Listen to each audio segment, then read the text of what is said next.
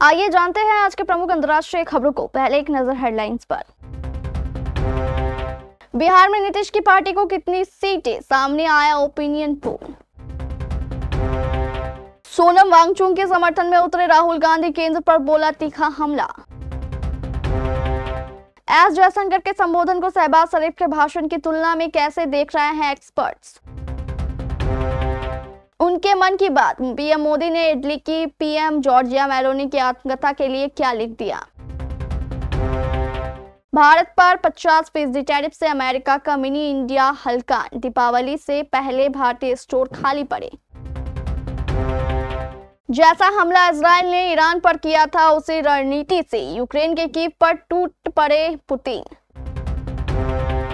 Iran पर परमाणु समझौते को लेकर 10 साल बाद फिर प्रतिबंध।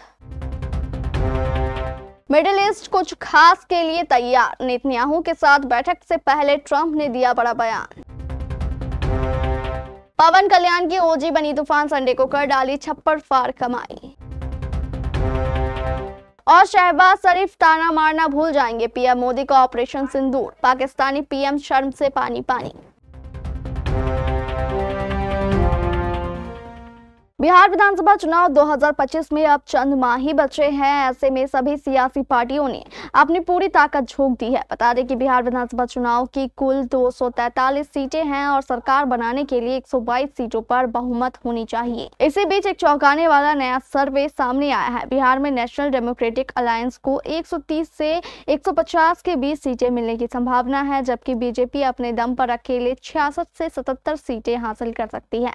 ताजा सर्वे के मुताबिक नीतीश के जनता दल यूनाइटेड को 52 से 58 सीटें मिलने के आसार हैं। इसके अलावा एनडीए के अन्य सहयोगी दलों को 13 से 15 सीटें मिलने के अनुमान है। वहीं तेजस्वी यादव के नेतृत्व वाले गठबंधन की बात करें तो इस बार ये 81 से 103 सीटें हासिल कर सकते हैं। वहीं लालू के राजद अपने दम पर 57 से 71 सीटें जीत सकती है, जबकि कांग्रेस को 11 से 14 सीटें मिलने की संभावना जताई गई है। इंडिया ब्लॉक के अन्य सहयोगियों को 13 से 18 सीटें मिल सकती है।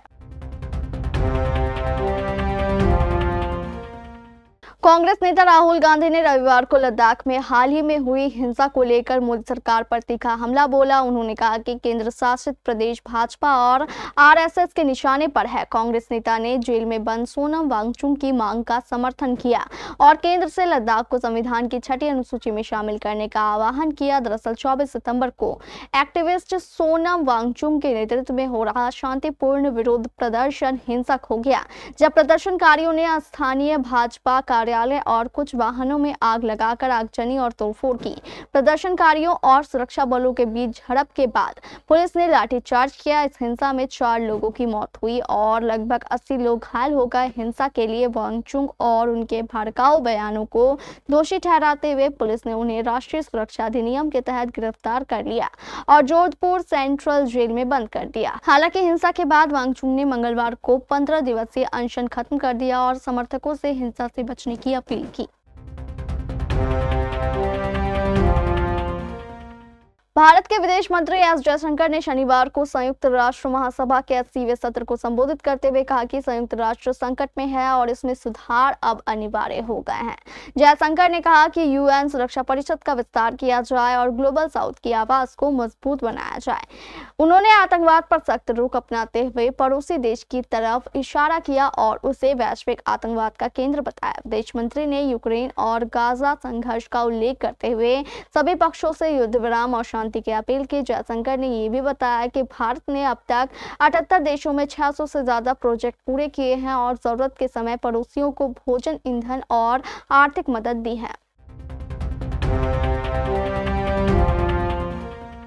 प्रधानमंत्री नरेंद्र मोदी ने रूपा पब्लिकेशंस से प्रकाशित इटली के प्रधानमंत्री जॉर्जिया मेलोनी की आत्मकथा I am Giorgia my roots my principle के भारतीय संस्करण के लिए प्रस्तावना लिखी है।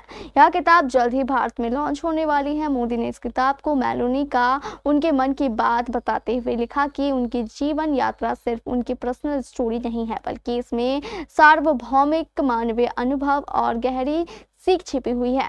उन्होंने मेलोनी को देशभक्त और समकालीन उत्कृष्ट नेता बताते हुए उनके प्रति सम्मान, प्रशंसा और मित्रता व्यक्त की। मोदी ने लिखा कि पिछले 11 वर्षों में दुनिया के नेताओं से मुलाकातों के दौरान उन्होंने महसूस किया कि उनकी कहानियां अक्सर सार्वभौमिक सच्चाइयों को उजागर करती हैं। मेलोनी का जीवन और नेतृत्व भी इन्हीं सच्चाइयों की याद दिलाते हैं। उन्होंने उम्मीद जताई है कि यह किताब भारत में एक समकालीन राजनीतिक नेता और देशभक्त की प्रेरणादायी कहानी के रूप में सराही जाएगी। अमेरिका के राष्ट्रपति डोनाल्ड ट्रंप भारत पर जिस तरह से एक के बाद एक टैरिफ लगाते जा रहे हैं, उससे केवल भारत ही नहीं बल्कि अमेरिका का मिनी इंडिया भी हलकान हो रहा है। इसके बाद भी उम्मीद की जा रही है कि दोनों देशों के बीच इस आर्थिक तनाव को सुलझाने का कोई रास्ता जरूर निकलेगा। अमेरिका का पूर्वी प्रांत न्यू जर्सी मिनी इंडिया के नाम से जाना जाता है। प्यू रिसर्च सेंटर के अनुसार न्यू जर्सी में अमेरिका की तीसरी सबसे बड़ी भारतीय आबादी रहती है। यहाँ अनुमानतः 4,40,000 लोग ऐसे हैं जो खुद को भारतीय मानते हैं। न्यू जर्सी में बड़ी संख्या में भारतीय रेस्टोरेंट, भारतीय परिधान और जवाहरात की दुकानें और साथ ही हर तरह के भारतीय खाद्य उत्पाद, बर्तन और तीज त्योहार में इस्तेमाल होने वाली चीजें बेचने वाले पटेल ब्रदर्स तथा पाटीदार जैसे बड़े ग्रोसरी स्टोर भी हैं। रूस के राष्ट्रपति व्लादिमीर पुतिन ने यूक्रेन की राजधानी कीव पर भारी हमला बोल दिया है। 28 सितंबर 2025 को रूस ने सैकड़ों ड्रोन और मिसाइलों से हमला किया, जिसमें कम से कम 4 लोग मारे गए। यह हमला इसराइल के ईरान पर किए गए सटीक हवाई हमलों जैसा लग रहा है। दोनों ही मामलों में अचानक और टारगेटेड हमले से दुश्मन को झटका दिया गया, लेकिन यूक्रेन युद्ध अब 3 साल पुराना हो चुका है। यह नया हमला तनाव को और भड़का सकता है। 28 सितंबर की रात को रूस ने यूक्रेन पर 643 ड्रोन और मिसाइलें दागे, जिनमें ग्लाइड बम भी शामिल थे। कीव में सबसे ज्यादा नुकसान हुआ, यहाँ 4 लोग मारे गए और कई घायल हो गए। स्वतंत्र निगरानीकर्ताओं ने इसे रूस का सबसे बड़ा हमला बताया। कीव के अलावा अन्य शहरों पर भी हमले हुए।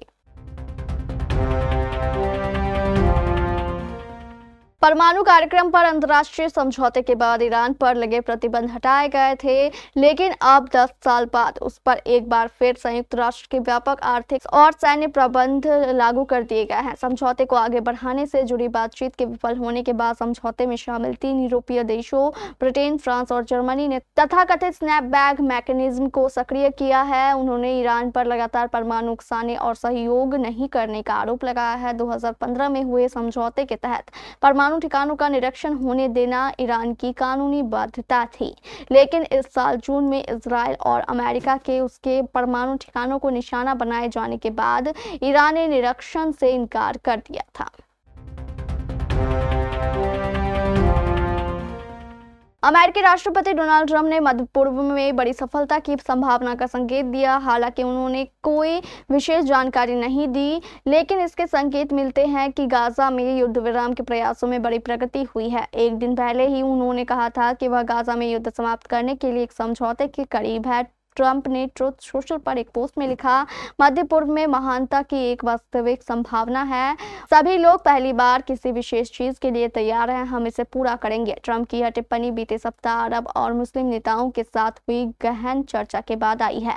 इस बैठक में ट्रंप ने क्षेत्र में अस्थायी युद्ध विराम स्थापित करने के लिए 21 सूत्रीय योजना पेश की थी। संयुक्त राष्ट्र महासभा के दौरान न्यूयॉर्क में हुई इस बैठक से निकलने के बाद ट्रंप ने संवाददाताओं से कहा कि गाजा के संबंध में हमारी बैठक बहुत अच्छी रही। इजराइल को छोड़कर सभी बड़े देशों के साथ यह एक बहुत सफल बैठक रही।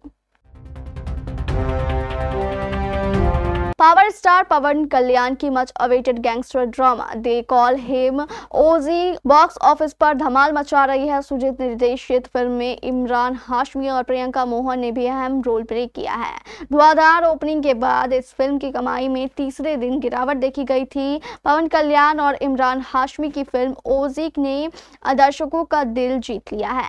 ये फिल्म 25 सितंबर को सिनेमाघरों में रिलीज हुई थी और इसने धमाकेदार ओपनिंग की थी। हालांकि इसके बाद से इसकी कमाई गिर रही है, लेकिन फिर भी इसने अच्छा खासा कलेक्शन कर लिया है। वीकेंड पर तो इसने खूब नोट कमाए हैं। वहीं फिल्म की कमाई की बात करें तो ओजी ने पेड प्रीव्यू में 21 करोड़ का कलेक्शन किया था। इसके बाद इसकी पहले दिन की कमाई 63 करोड़ 75 लाख रुपए रही। वहीं दूसरे दिन इसके कलेक्शन में 71.06% की गिरावट आई और इसने 18 करोड़ 45 लाख रुपए का कारोबार किया। तीसरे दिन यानी पहले शनिवार को ओजी ने 0.27% की तेजी दिखाई और 18 करोड़ 5 लाख कमाए।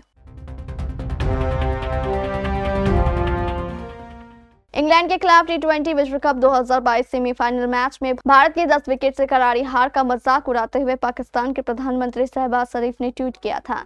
लिखा था कि इस रविवार को 152/0 बनाम 170/0 दरअसल 2021 टी20 विश्व कप में पाकिस्तान ने भारत को 10 विकेट से हराया था और रिजवान बाबर ने नाबाद 152 रनों की लीडिंग साझेदारी की थी। जब एशिया कप में भारतीय टीम ने पाकिस्तान को लगातार तीसरी बार रौंदते हुए 19वीं बार खिताब जीता तो मौका पीएम नरेंद्र मोदी के पास था, जिनके बारे में कहा जाता है कि कभी वो चूकते नहीं। उन्होंने तत्काल एक्स पर पोस्ट करते हुए टीम इंडिया को बधाई दी और साथ ही पाकिस्तान को ताना भी मार दिया। उन्होंने लिखा कि खेल के मैदान पर यह ऑपरेशन सिंदूर है, रिजल्ट में कोई बदलाव नहीं, जीत हमारे क्रिकेट खिलाड़ियों को बधाई।